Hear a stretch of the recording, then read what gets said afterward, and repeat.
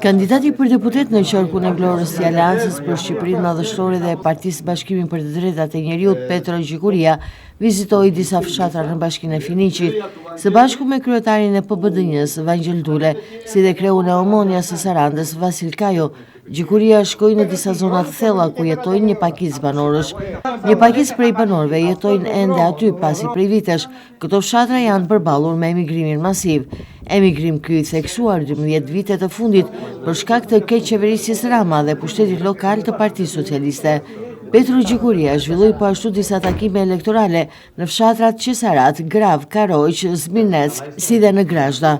Takime këto të cilat nisën prej orëve të mëngjesit duke u mbyllur vonë në mbrëmje në një ditë të ngjeshur fushate.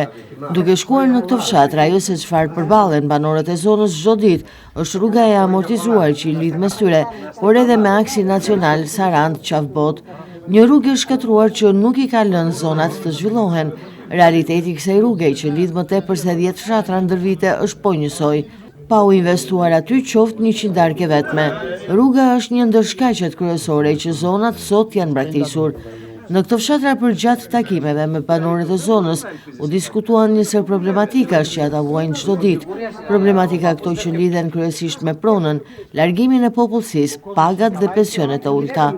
Përgjatë takimeve, Petro Gjikuria prezantoi programin e Aleancës për Shqipërinë Madhështore, si dhe u diskutua gjatë me banorët e zonës për zgjidhjet e mundshme.